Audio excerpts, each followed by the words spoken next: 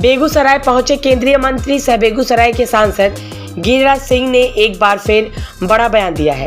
गिरिराज सिंह ने कहा है कि कल बकरीद का पर्व है और ऐसे में मैं स्वयं प्रशासन से यह अपील करता हूं कि प्रशासन विधि व्यवस्था दुरुस्त रखने के लिए अपनी पूरी शक्ति लगा दे।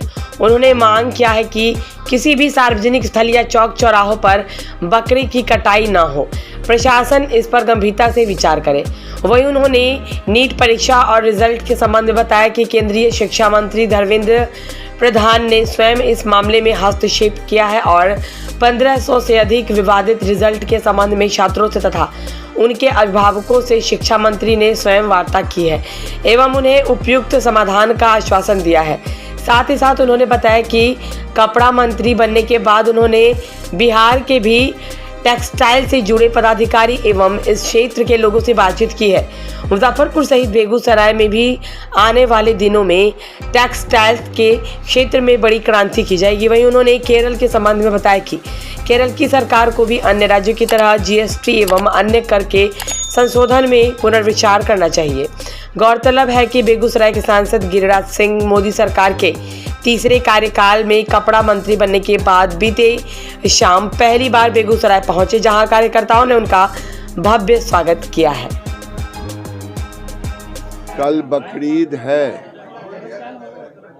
मैं बेगूसराय सहित देश के तमाम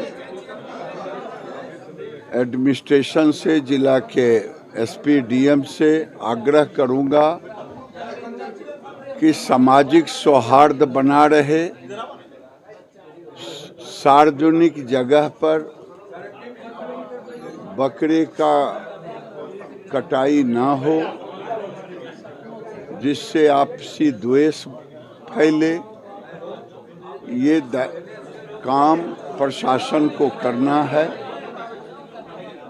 क्योंकि सामाजिक सौहार्द ही सबसे बड़ी चीज है। नहीं, मेरी कोई प्रतिक्रिया नहीं है।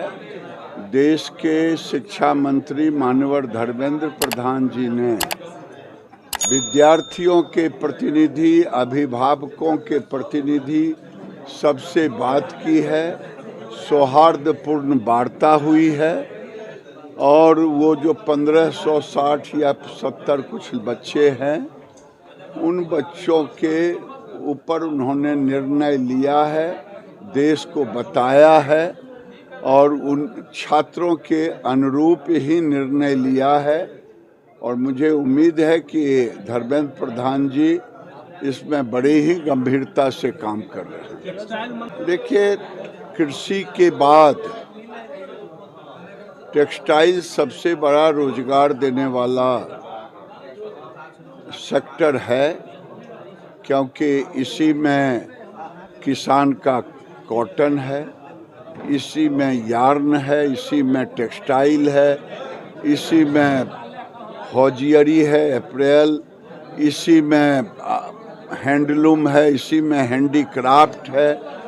तो ये एक रोजगार देने वाला है। हमारा लक्ष्य है कि 4.5 करोड़ अभी हैं, अगले 24-25 तक 2024-25 का जो फिनेंशियल ईयर है उसमें हम 5 करोड़ तक यानी 50 लाख एडिशनल वर्कफोर्स कैसे हम जोड़ें, इसके लिए एक कार्य रूप हम बना रहे हैं अधिकारियों के साथ मिलकर के।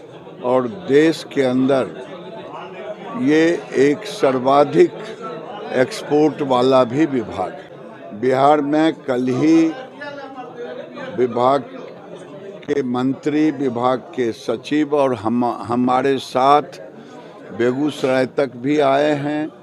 हमारे विभाग के वरिष्ठ एडिशनल सेक्रेटरी, ज्वाइंट सेक्रेटरी, कल हम लोग एक रोड मैप बनाए हैं कि बिहार में क्या क्या करना है और वहाँ से मुजफ्फरपुर गए। मुजफ्फरपुर अब एक टेक्सटाइल हब के रूप में विकसित करने का पूरा योजना है और बेगूसराय में भी इंडस्ट्रियल एस्टेट जो है नया वाला, उसमें केवल 90,000 स्क्वायर फीट का प्लग एंड प्ले मोड पर बन रहा है हमने राज्य के अधिकारी भी साथ में आए हैं, उनसे निवेदन किया है कि यहाँ भी 5 लाख बनाएं और हम कोशिश करेंगे कि यहाँ भी कम से कम जिसे रेडीमेड गारमेंट्स हौजियरी अप्रैल कहते हैं, उस विभाग में रोजगार के बड़े अवसर हैं।